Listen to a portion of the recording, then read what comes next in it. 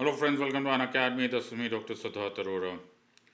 जहाँ भी देख रहे हो, wherever you are seeing, you are watching this news, the Raj and the Sonam case is all around the news channels, social media, newspaper. जहाँ उठा के देखोगे, you will see this. And also you will see कि the media is throwing one after another the so-called evidences which will help them prove कि ये murder किसने किया है, किस हालात में किया है, and so on and so fourth. तो ये जो मैंने इस टाइम पर फोटोग्राफ्स लगा के रखी है, द वेरियस स्क्रीनशॉट्स, ये तुमने कहीं ना कहीं सोशल मीडिया वगैरह में देख लिया होगा।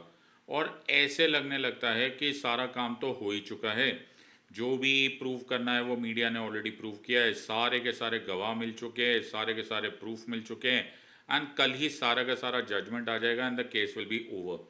अनफॉर्चुनेटली फॉर्चुनेटली ऐसा होने वाला है नहीं, right? Because there is a huge difference between media trial and a real trial. So as a lawyer मैं तुम्हें आज ये बताने वाला हूँ कि how is media trial and real trial so different from one another, जिसका कोई भी कंपैरिजन नहीं है, बिल्कुल रात और दिन का खेल है। Also, as concerned Indian citizens and tomorrow's officers, you should know actually law work कैसे करता है, how does this work। इस वीडियो को लास्ट तक देखना, तुम लोग प्रैक्टिकली अंडरस्टैंड कर पाओगे कि लीगल प्रोसेस वर्क कैसे करता है, at least in so far as criminal law is concern. So essentially हम लोग को डिफ्रेंशिएट करना है between the media trial and the real trial. तो इससे पहले कि हम स्टार्ट करते हैं, एक बहुत मेजर अनाउंसमेंट है। 19,999 प्लस 12 मंथ्स फ्री एक्सटेंशन आपको मिलेगा। Use my code SIDLIVE SIDLIVE और तुम अपनी प्रिपरेशन फॉर 2026-27 यूपीएससी की स्टार्ट कर सकते हो। ग्रेजुअली यू विल रियलाइज कि आपको एक स्ट्रक्चर्ड प्रिपरेशन करनी है और उसके लिए आपको जबरदस्त मेंटोरशिप की जरूरत होती है, विच इज ऑफरिंग और which is being offered by Unacademy at very reasonable prices. मेरा कोड मत भूलना, SIDLIVE SIDLIVE। सो आज का पूरा video, and this will be slightly long video, ज़्यादा नहीं, लेकिन मैं डिटेल्स को क्रश आउट नहीं कर सकता। I don't want to cut the corners because उससे फिर तुम समझ नहीं पाओगे। देर इज अ रात दिन का difference between media trial and real trial. Let me explain this in detail. तो स्टोरी स्टार्ट करते हैं and we'll try and understand one after another. Essentially एक केस ही बना लेते हैं और उसी को let's take it as a case in point and try and understand as an analogy. So please pay close attention to this. मान के चलो इसी केस की बात है। सो इस केस में Raj was found dead in a place in Meghalaya. उसकी मृत्यु हुई, उसकी बॉडी मिली, पुलिस को अब एक अननेचुरल डेथ मिली और उनको शक भी हो गया किसी पर, तो they will register an FIR। सबसे इंपॉर्टेंट पार्ट है कि एक FIR होगा।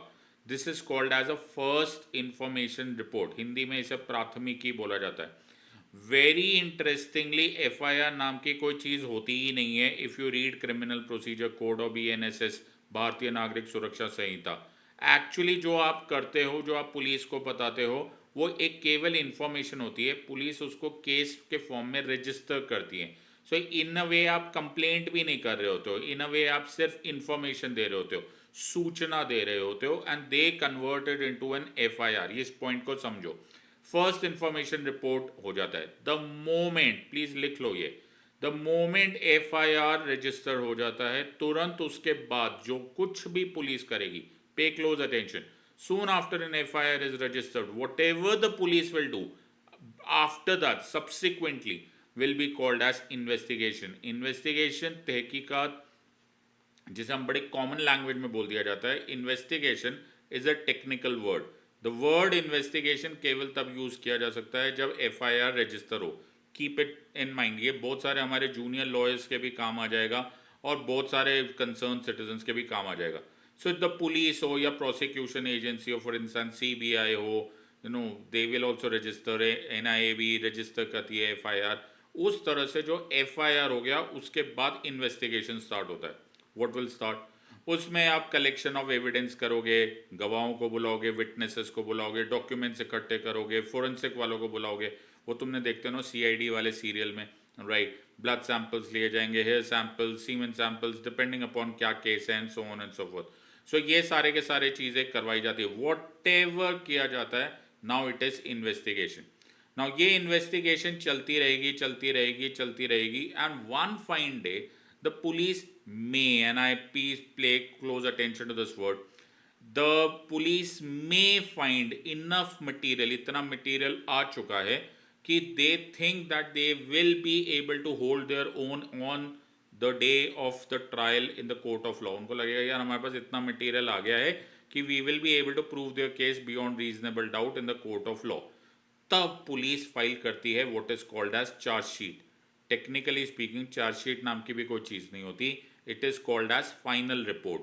पहले ये सेक्शन 173 क्रिमिनल प्रोसीजर कोड में फाइनल रिपोर्ट बोला जाता था, अब उसी चीज को सेक्शन 193 इन भारतीय नागरिक सुरक्षा संहिता बोला जाता है। Either ways, long story short, investigation complete हो गई, पुलिस को लग रहा है कि हाँ यार हम अपना पॉइंट, हम अपना केस प्रूव कर सकते हैं, तो पुलिस फाइल करेगी चार्जशीट, एल्स पुलिस फाइल कर देती है क्लोजर रिपोर्ट, और पुलिस बोलती है we couldn't find so much of evidence कि we can not take this matter any further. बात वो अलग ही है। For the time being let's assume कि पुलिस ने चार्जशीट फाइल कर दी और पुलिस इज नाउ सेइंग कि we are ready to face the criminal trial and let's go and prosecute this man. इसके बाद स्टार्ट होगा what is popularly called as the trial. तो इसमें सब कुछ एविडेंस आ सकता है, फिजिकल एविडेंस आ सकता है, जैसे नाइफ आ सकती है, मुझे नहीं पता नाइफ यूज हुई है, कोई बोलता है कुल्हाड़ी यूज हुई है, कोई पता नहीं क्या यूज करता है। आइदर वेज पुलिस को पहले वो ढूंढना पड़ेगा, आला एक कत्ल ढूंढना पड़ेगा पुलिस को इस मामले में। You know they will have to find the evidence कि वो मर्डर वेपन क्या था। अगर गोली चली होती तो उसी तरह से बुलेट केसिंग्स ढूंढनी पड़ती है, खांचे ढूंढने पड़ते हैं, उसको मैच करना पड़ता है विद द गन, कपड़े राइट भी ढूंढने पड़ते हैं। और ये वो कपड़े नहीं है जो तुमको इस टाइम पे मीडिया में दिखाए गए। एक बार बड़े ध्यान से देखना, जो फोटोग्राफ्स दिखाई जा रही है उसमें एक टी शर्ट दिखाई जा रही है which is a blood stain T shirt, और बाजू में एक छोटा सा निशान मार के रखा हुआ है, it is an AI generated image. बाबा क्या कर रहे हो, these things won't stand in the court of law. So first you will have to actually find that entire thing. फिर फोरेंसिक एविडेंस होगा, DNA होगा, बैलिस्टिक्स होगा, टॉक्सिकोलॉजी होगा, जहर दिया गया है तो कौन सा जहर है, जहर के सिम्टम्स वो है भी कि नहीं है, and so on and so forth. Documentary evidence check करना पड़ेगा, कॉल रिकॉर्ड्स है, कोई मैसेजेस दिए गए, कोई ईमेल्स किया गया है, मेडिकल रिपोर्ट्स भी डॉक्यूमेंट्री एविडेंस में चेक हो सकता है, ओरल एविडेंस चेक किया जा सकता है, आई विटनेस की टेस्टिमनीज, किसी ने देखा था क्या उनको जाते हुए, देखा था तो वो क्या बोलते हैं, क्या उनकी जो बात बोली गई है वो कंसिस्टेंट है। दूर से देखा था हमने 3 लोगों को, अरे तुमने उन्हीं 3 लोगों को देखा था कि नहीं देखा था। There will be an number of things, and this काम में बहुत हार्डवर्क होता है। सो इसको बॉलीवुड की तरह मत समझा जाए, पुलिस का काम बहुत डिफिकल्ट होता है when they are conducting a chargesheet. It's like finding a needle in a haystack, you know घास के भूसे में से ऐसा निकालना पड़ेगा, एक वो सुई निकालनी पड़ती है, and that too will have to stand the scrutiny in the court of law. इतना आसान नहीं होता। ऑल्सो एक्सपर्ट ओपिनियंस चेक करने पड़ेंगे, CCTV देखना पड़ेगा, an number of evidence, it is a big tall ask. अब ये सारा का सारा काम लिया जाएगा, पूरी स्टोरी बनाई जाएगी, everything will be sorted out into a complete document जिसको चार्जशीट बोला जाता है। अब स्टार्ट होगा the process in the court of law. So court of law में पहले मजिस्ट्रेट जहाँ पर इसको पेश किया जाएगा, ऑब्वियसली आई थिंक मेघालय में हुआ है तो मेघालय का ही इवेंट होगा, तो वहाँ पर ही एक जो लोएस्ट क्रिमिनल कोर्ट है वहाँ स्टार्ट होगा। वहाँ पर मजिस्ट्रेट साहब संज्ञान लेंगे, कॉग्निजेंस लेंगे। फिर वो कॉग्निजेंस लेंगे तो वो बोलेंगे I am taking cognizance of XYZ, chargesheet against XYZ। फिर फ्रेमिंग ऑफ चार्जेस होगा, पुलिस उसमें दफ़ाएं लगाएगी, अब आई डोंट नो दफ़ा क्या लगाएगी, मर्डर का, अटेम्प्ट टू मर्डर का, आई डोंट नो, वो जो भी वो लगाना चाहेंगे, ऑब्वियसली इस केस में मर्डर का ही लगेगा, तो वो मर्डर का चार्ज लगाएंगे। तो वो बोलेंगे वो द फ्रेमिंग ऑफ चार्जेस होगा, उस अक्यूज को, मैं किसी का नाम नहीं ले रहा हूँ, I am a criminal lawyer, I am just assuming कि अभी के लिए मैं सिर्फ एक हाइपोथेटिकल फिगर को नाम ले रहा हूँ, बिकॉज ये सब जुडिस हो जाने वाला मैटर है, तो I am not going to cross a particular red line. लेकिन उसको बोला जाएगा तुम्हारे खिलाफ ये दफाएं लगी है, डू यू प्लीड गिल्टी और डू यू क्लेम ट्रायल। तो सिंपल सी बात है, वो उसको फ्रेमिंग ऑफ चार्जेस के बाद उसको बोला जाएगा कि तुम मानते हो, तुम मंजूर करते हो कि हाँ मैंने ये गुनाह किया है, तो ऑब्वियसली एक डिफरेंट सीक्वेंस स्टार्ट हो जाएगा। और अगर तुम बोलोगे कि आई क्लेम ट्रायल, तो पूरा का पूरा एक क्रिमिनल ट्रायल, एक पूरा केस स्टार्ट हो जाएगा। 9 out of 10 केसेस मैंने आमतौर पे खासकर इस सीरियस ऑफेंसेस में मैंने तो यही सुना है कि they will say I will claim trial, they will take their chances under the sun. वहां से जब से प्रोसेस स्टार्ट होगा, नाउ द प्रोसिक्यूशन की स्टोरी स्टार्ट होगी। Public prosecutor who is the lawyer representing the prosecuting agency, जिनको popularly PP बोला जाता है, वो पहले एक जनरल एक्यूजेशंस को लाई करेंगे कि यार ये हुआ था, एक्स वाई जेड यहाँ पर शादी हुई थी, एक्स वाई जेड तारीख पर ये लोग हनीमून पे गए थे, एक्स वाई जेड डेट पर इन्होंने ये सिचुएशन बोला, हमें ये एविडेंस मिला, हमें फाइनली लगता है कि इन्होंने ही इसको मर्डर किया है, and we will prove this on the basis of X Y Z evidences and X Y Z witnesses. एक जनरल ट्रायल स्टार्ट हो जाएगा। इस ओपनिंग के स्टार्ट पर अब तुम्हें ये सारी चीजें प्रूव करनी पड़ेगी। तो विटनेस की लिस्ट बनाकर दी जाती है चार्जशीट में कि पुलिस किस किस विटनेस को रिलाई करने वाली है। तो नंबर 1 गवाह, गवाह नंबर एक्स वाई जेड, ये आईओ, ये 2, आईओ मतलब इन्वेस्टिगेटिंग ऑफिसर, ये 2 जिसने उसको देखा था, ये 3 जो उसका एक्स वाई जेड लवर था, एटसेट्रा एटसेट्रा, या आई डोंट नो अगर उसको अक्यूज बना लिया जाए, डिपेंडिंग ऑन दैट। ऐसे बहुत सारे एविडेंस की एक विटनेस की लिस्ट बनाकर पहले से कोर्ट को दे दिया जाता है। कोर्ट उनमें से बारी बारी उसको सम्मन करेगा। जब पुलिस का ही गवाह को पुलिस का ही वकील क्वेश्चन करता है, प्लीज अंडरस्टैंड, तुम अपने गवाह को क्वेश्चन कर रहे हो, यानी कि यू आर एक्सपेक्टिंग कि he will support your story, तो उसको बोला जाता है एग्जामिनेशन इन चीफ। तुम अपने गवाह को, तुम तो मानोगे ना कि जो तुमने, तुम्हारे गवाह ने तुमको बयान दिया था कि हाँ मैंने इसको मारते हुए देखा था, तो यू वुड एज्यूम कि वो तुम्हारी स्टोरी को सपोर्ट करेगा, he will support the prosecution story. तो वो तुम उसको अपने जो विटनेस है उससे जो तुम प्रश्न पूछोगे या जो सवाल पूछोगे उसे बोला जाएगा एग्जामिनेशन इन चीफ। वो जो गवाही होती है उसे एग्जामिनेशन इन चीफ। यहाँ पर डायरेक्ट क्वेश्चंस पूछे जाते हैं टू एस्टैब्लिश फैक्ट्स। उसी तरह से तुम अपने एक्सपर्ट्स को भी बुला सकते हो, कोई डॉक्टर होगा, कोई मेडिकल एक्सपर्ट होगा, एट्सेट्रा। तुम अपने मटेरियल एविडेंस को इंट्रोड्यूस करोगे और तुम उसको अपनी स्टोरी को एस्टैब्लिश करने की कोशिश करते हुए चले जाओगे। Gradually you are making a complete chain which will ultimately prove your case beyond reasonable doubt. लेकिन यहां पर स्टोरी कंप्लीट नहीं होती। We have an adversarial system in the sense कि तुमने एग्जामिनेशन इन चीफ करके एक्स वाई जेड पर्सन को बोला, तुमने उन दोनों को ऊपर चढ़ते हुए देखा था पहाड़ों पे? बोला हाँ। ये हो गया तुम्हारा examination in chief, but that is not the end of the story. इसके बाद तुम्हारा ऑपोजिट काउंसिल, यानी कि जो लॉयर डिफेंड कर रहा है अक्यूज को, वो उसी गवाह को क्रॉस एग्जामिनेशन भी करेगा। इन अदर वर्ड्स, वो उसकी टेस्टिमनी में, उसकी गवाही में गलतियां निकालने की कोशिश करेगा या फिर उसको डिस्क्रेडिट करेगा कि ये झूठ बोल रहा है, ताकि he starts punching holes in the story of the prosecution.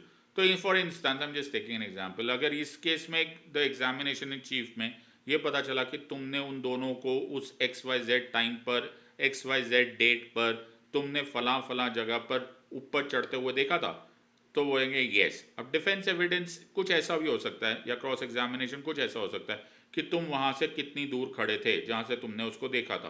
तो जी मैं वहां से 50 मीटर दूर देखा था। तो तुमने ऐसा क्या देखा, इतने सारे टूरिस्ट में इतने सारे लोग वहां पे घूम रहे थे, तुम्हें यही दो क्यों याद आए? I hope you realize. And then he will have to give a very reasonable and a very concrete explanation which explains कि हाँ मैंने इसीलिए याद रखा था क्योंकि ABC. So he will try, the lawyer will try, the defense counsel will try and punch holes, discredit the evidence, weaken the evidence, while the examination in chief is always to establish the prosecution story. ये practically एक adversarial system है। तुम जीतोगे तो हम हारेंगे, हम जीतेंगे तो तुम हारोगे। So it is there is no way inside. इस तरह से ये वॉर चलता ही रहेगा। This could go on for months और years till such time that सब लोगों को प्रिंसिपल्स ऑफ नेचुरल जस्टिस के अनुसार मौका मिल जाए अपने अपने गवाह बोलने और अपने अपने गवाही और अपने एविडेंस प्लेस करने के लिए। फाइनली ऑल सारा एविडेंस को वे किया जाएगा। On the one hand is prosecution का evidence, and the other hand is the reasonable doubt which is being created. So final evidence को वे किया जाएगा, एंड अभी ये कहानी खत्म नहीं होगी। प्रोसिक्यूशन अपने सारे के सारे एविडेंस को सम अप करेगा, वो अपनी पूरी स्टोरी बताएगा, how each piece of evidence ये प्रूव कर रहा है कि नंबर वन, एक क्राइम हुआ था which is called as actus reus, और दूसरा कि मेंस रिया था, यानी कि जानबूझ के वो किया गया था। Let me explain this to you. Crime होने के लिए दो चीजें चाहिए होती है, actus reus and mens rea. एक mens rea, mind, the guilty mind, मेरी इंटेंशन होनी चाहिए कि मैं तुम्हारा नुकसान करूं, और सेकंड फिर मैं जाके तुम्हारा नुकसान करूं। Let me explain you as a counter example. Let me see कि मैं अपने टेरेस पे घूम रहा था और मैंने ऐसे क्रिकेट बॉल के साथ ऐसा खेल रहा था अपने बेटे के साथ, और मैंने बॉल उठा के बाहर फेंक दी। गलती से वो बॉल गई, फेल डाउन, नीचे एक आदमी खड़ा था, उसके सर पे बॉल लगी, वो मर गया।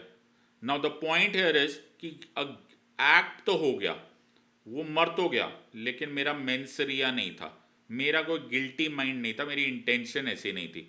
सो this would not be considered as crime. तो द प्रोसिक्यूशन को दो काम प्रूव करने पड़ते हैं। Evidently you will have to have, so essentially what are you trying to prove? You're trying to prove that actus reus plus mens rea happened, so guilty mind and guilty act together happened। ये दोनों के दोनों prosecution story को beyond reasonable doubt prove करना पड़ेगा। But then that's not the end of the story. उसके बाद जो डिफेंस है उसको एक स्टेटमेंट दिया जाना पड़ेगा। प्लीज अंडरस्टैंड, यहां पर एक इंपॉर्टेंट एलिमेंट है। बहुत बार तुमने बॉलीवुड में देखा होगा कि तुम्हें ऐसा बोला जाता है कि अब ना तुम भी अपने गवाह लेकर आओ, तुम भी डिफेंस एविडेंस लेकर आओ। प्लीज अंडरस्टैंड, ये ऑप्शनल होता है। डिफेंस होने के नाते, यानी कि जिसके ऊपर दोषी है उसको अगर अपने गवाह पेश करने या नहीं करने, वो तुम्हारे ऊपर ऑप्शनल है। बिकॉज ये बड़ा जरूरी है कि आपको ये याद रखना है कि आपको अपनी इनोसेंस नहीं प्रूव करनी। You don't have to prove your innocence, the police has to prove that you are guilty. Huge difference. तुम्हें अपने आप को बेगुनाह नहीं साबित करना है, पुलिस को तुम्हें गुनेगार साबित करना, that too beyond reasonable doubt. ये बड़ा इंपॉर्टेंट कंपोनेंट होता है। This is a very important point कि बियॉन्ड रीजनेबल डाउट तुमको प्रूव करना है। प्लीज अंडरस्टैंड, मैंने यहां पर 100% नहीं बोला है, ऐसा तो हो ही नहीं सकता ना। बड़ा रेयर होगा कि आप ना बिल्कुल सीसीटीवी कैमरा के सामने खड़े होकर चाकू लेकर सामने वाले को मार के फिर उसको बोलो कि मैंने तुझे मारा है, वाह वाह वाह, अब तुम मुझे सजा दो। ऐसा होता नहीं। आमतौर पे you will have to beyond reasonable doubt, you too agree. एक लेवल, वो केस टू केस वेरी करता है। The court will appreciate evidence, हाँ लग रहा है, the beyond reasonable doubt, there is no serious lapse, there is no serious gap in the prosecution story. लग रहा है कि हाँ दिस इज, ये यहाँ से वहाँ गए थे, वहाँ पर XYZ लोगों को हायर किया गया, फिर उसने फ़ोन पे किया, वहाँ पर उसकी CDR कॉल डिटेल रिकॉर्ड्स भी आए, उसके पीछे मोटिव भी दिख रहा था, एट्सेट्रा एट्सेट्रा। बहुत सारी चीज़ें जब सामने दिखने लग जाती है, then it is to be understood. आमतौर पे कोर्ट क्या क्या देखेगा, क्या ईच पीस ऑफ एविडेंस दूसरे से लॉजिकली मैच कर रहा है कि नहीं। जिसके ऊपर इल्ज़ाम लगाया गया वो इस टाइम पर सिंगापुर में घूम रहा था और मर्डर हुआ मेघालय में, अरे ये तो एलिबाई हो गया। सो सर्टनली नॉट, ऐसा होगा, the case is out of the window, next case. Direct evidence, वो भी कोराबोरेटिव होना चाहिए, इन द सेंस कि आई विटनेस ने जो बोला है, जो चश्मदीद गवाह ने बोला है, he should actually support A statement and बड़ा लॉजिकली उसने बोलना चाहिए कि हाँ मैंने देखा, क्लियरली देखा, क्यों देखा, एट्सेट्रा एट्सेट्रा। सर्कमस्टेंशियल एविडेंसेस, कभी कभी हालात ऐसे बन जाते हैं, जैसे अगर तुम्हें थोड़े साल पहले मालूम है एक आरुषि मर्डर केस था, उस आरुषि मर्डर केस में circumstantial evidence went against, I don't know, went against the prosecution or defense, because finally it became a completely hodgepodge because of the kind of lapse of investigation or the kind of lapse of defense or whatever it happened, it went really south। वो scenario ये था कि उस time पर जब murder हुआ तो कोई अंदर नहीं आया था, कोई बाहर नहीं गया घर में, तो फिर किसने मर्डर किया। This is called as last seen theory. So it is like a puzzle, right, जिसमें गैप्स नहीं छूटने चाहिए। I should be able to clearly see कि हाँ यार गैप्स नहीं है। अगर गैप्स दिख रहे हैं तो वो कितना बड़ा गैप छूट रहा है, and that is the work of the defence counsel और the deficiency of the prosecution story. वो दोनों काम होते हैं, we have to punch holes because हमें रीजनेबल डाउट क्रिएट करना है। वंस एवरीथिंग इज हैपेंड, जब ये सब कुछ हो जाएगा, एब्सोल्युटली सब कुछ हो जाएगा, only then you will be able to say कि हाँ, now this case has been proven beyond reasonable doubt. So now you realise कि ये इतना आसान काम नहीं होता, राइट? अब यहाँ पर जिस तरह से एविडेंस दिखाया जा रहा है, okay, if you look at the evidence here, तो तुमको दिखाई देगा अजीब अजीब, यू नो, कि after killing her husband she was talking to her mother in law. क्या ये एविडेंस है तुम्हारे पास अवेलेबल है? क्या ये कॉल डिटेल रिकॉर्ड्स है? क्या वॉइस मैच हो रहा है या नहीं हो रहा है? ये जिन लोगों का नाम लिया जा रहा है, ये क्या सब वहाँ पर प्रेजेंट थे? कोई सीसीटीवी कैमरा में आए? जिसने पहचाना, क्या वो बता सकता है? यहाँ पर जो इसको अरेस्ट किया गया है, तो ये मेडिकल रिकॉर्ड्स जो है वो मिले, etc etc etc etc। it is a tall tall tall ask. It's not easy to prove their case beyond reasonable doubt. It is a tall ask. Media trial में बहुत जल्दबाजी होती है, ऑब्वियसली सेंसेशनलाइजिंग होता है, रियल ट्रायल बहुत slow होता है। और because the matter is liberty का, the matter is life and death का, only after weighing the evidence and sifting the evidence and completely looking at all matters, तब court फैसला देता है कि ये दोषी है कि नहीं दोषी है। अगर दोषी है तो ये उसके बाद उसको उसको कन्विक्शन होगा, उसको सज़ा मिलेगी। उसमें भी 313 की स्टेटमेंट्स कराई जाएगी, तो कोर्ट पूछेगा डिफेंस से कि वो अपनी एक स्टेटमेंट देंगे, इन द सेंस कि वो बताया जाएगा कि कोई इंक्रिमिनेटिंग एविडेंस है, किस हालात में किया गया, एट्सेट्रा एट्सेट्रा। अगर वे बात वहाँ तक आए, और अगर by chance they are not able to prove their case beyond reasonable doubt, that's the end of the story. he or she would be acquitted. This is the difference, and that is all a lawyer knows. That is how a concerned citizen and a person knowing the law knows. तो yes, views के लिए बहुत अच्छा होता है, लेकिन real trial is slow, because although we want justice, we want things which are wrong to be punished, but ultimately India follows rule of law.